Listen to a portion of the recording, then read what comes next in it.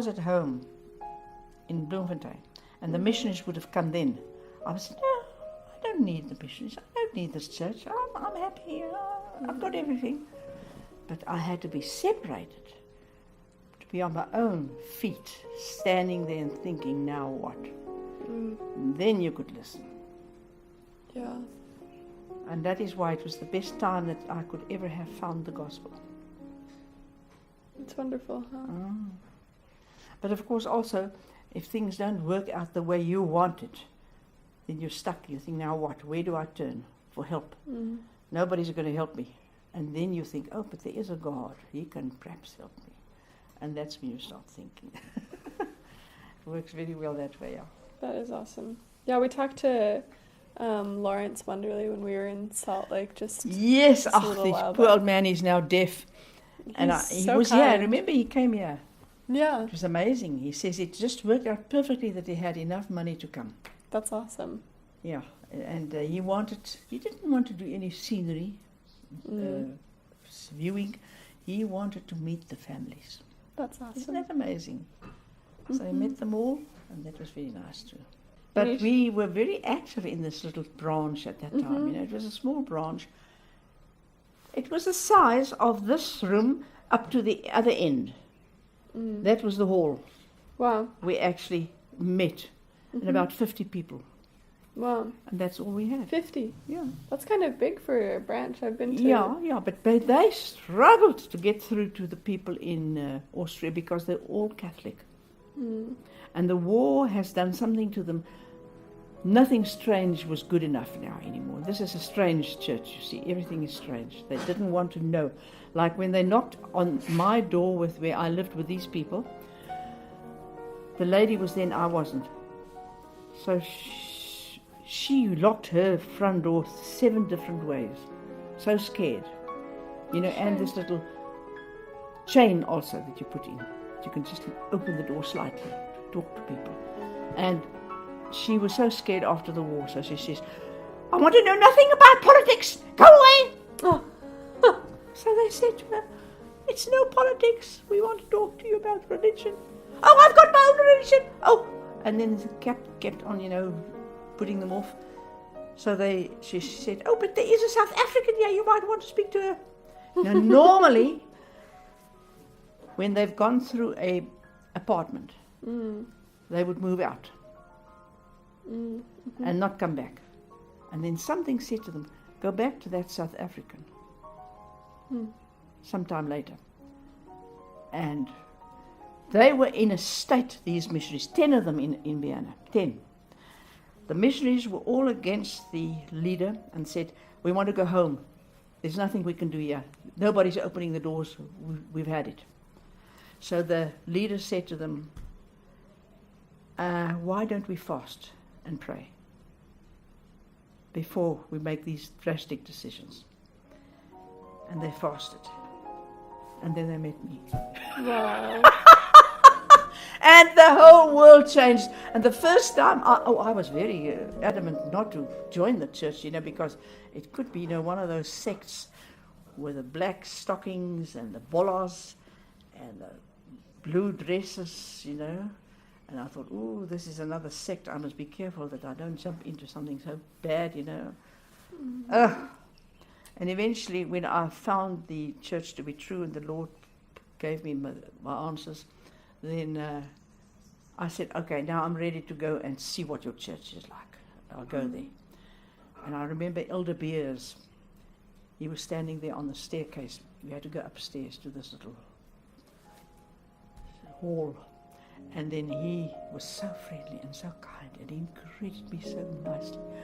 Now, of course, they would overly enjoy to see the first person come into the church now for a long time. And when I looked at him, there's something that came over me. I've come home. For the first time, I feel I've come home. I've always felt lost in this world, you know, and where do you fit in? I've come home. That's how I felt with this church. Wow. It was amazing. And then, that first day I was there, now remember, I had problems and I struggled with my singing because of the new methods that she gave me, and I couldn't understand her. So I thought, now, if I can't understand and I've spent all my money and all my savings on this trip to work on my singing, and it doesn't work out, what's there left for me? And I'm returning a failure. Isn't that horrible? And funnily enough, because of the singing, I went to the Lord, for help. We came there for the first time in the chapel, and I was listening to them. 10 tabernacle choir members were standing there on the stage. Now, isn't that amazing how the Lord worked it out, eh? Mm. And they sang, "Come, come, ye saints," with tears running down there. The Spirit was so strong that night. And I was sitting there, crying like I can't believe, and realizing that they're singing from their hearts. It was too beautiful. And then when it was all over, and I thought, I'd love to meet those people again one day. But it's impossible. I'll never see them again. I'm going to South Africa. They're in America. It's not going to work. Funny enough, as I walked home, it was a quarter of an hour's walk from there to my place where I stayed. Mm-hmm. The Spirit came over me and said to me, "Don't worry, you'll see them again." Just like that. I thought, that's impossible.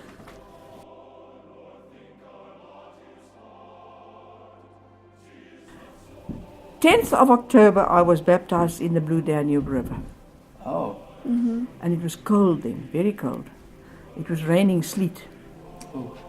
And we were wearing coats, and I had to go into that river to be Oh. baptized. But I thought, I'm so warm inside, I won't even feel it, Mm-hmm. But it was cold. In any case, it was dark, because it goes dark quickly then in winter. It's already 4 o'clock, getting dark. So when it happened, the baptism, it was 6 o'clock, and the cars had to put their lights on so that we could see where to go into this dark river. Walk in there. Wow. Hopefully there won't be any sharks.